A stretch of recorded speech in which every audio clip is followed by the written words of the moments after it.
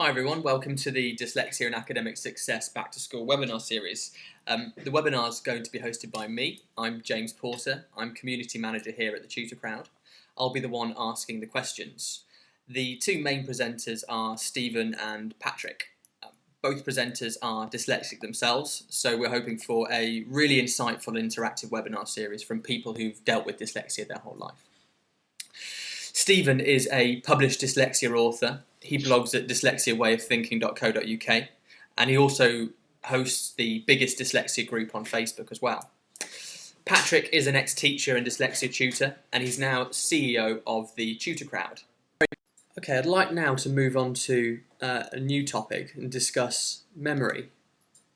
Stephen, actually, in fact, Patrick, if you could answer this question, what's your position on the issues dyslexics face with memory? Well, we've talked so far about short-term memory and that being a problem for dyslexics.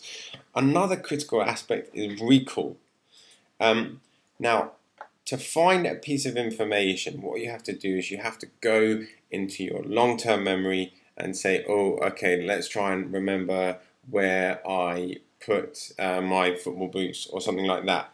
Now, that's more difficult for a dyslexic. If you imagine looking around a warehouse of information, it's more difficult for a dyslexic to recall that information, but also they might get the wrong piece of information. For example, when you're recalling something, you might be recalling an event that happened, or you might be recalling a word. So the word I want to use is, let me think about it. And sometimes dyslexics will use the wrong word because their recall function is less effective than a normal person. This is one of the reasons why dyslexia is a frustrating process. But, that's not to say there are strengths in dyslexia also. Thanks, Patrick. That's really interesting. Stephen, what's your perspective on this issue? I think memory is one of the biggest problems that dyslexics have. I know, everyone tells me I'm very forgetful. My short-term memory is very forgetful, but my long-term memory is very good. And I think that it's not easy to remember, for dyslexics, it's not easy to remember something very short-term.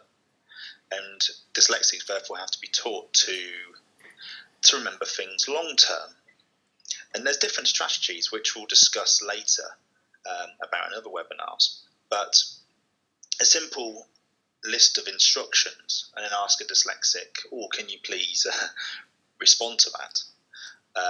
Or, like Patrick was saying, a telephone number. We just can't remember that. And there are methods to improve short-term memory, but most dyslexics I speak to often have very good long-term memories, or middle, but they need to be taught to use it. And there's also strategies. For example, my memory is very bad short-term, but one of the strategies I use, I carry a notepad and pen. And when someone gives me an instruction, the reason why I forget it is I'm doing two things. One, my brain is trying to work out what the person is saying by sound.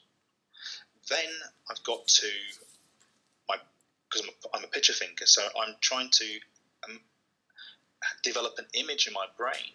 And therefore, if I don't get that clear enough image, and then I, for example, walk away, I'll most probably forget it because I've not made that image and moved it into my long-term memory, or a longer part of my memory. So it's not easy, but I will say that memory can be improved upon short-term with techniques, and there are strategies to work on solving if you do have a short-term memory problem. Maybe Patrick has a more deeper answer than I'm giving, but I hope I'm okay. No, I think that's really interesting. I'm getting a real sense throughout all the answers to these questions that it's actually about working with your dyslexia and identifying ways to work with the problem that you're facing, rather than trying to beat it into submission. Would you agree with that, Stephen? Yes, I mean, one of the problems, dyslexics have problems. We know that with reading and writing and structuring our lives, with memory, for example.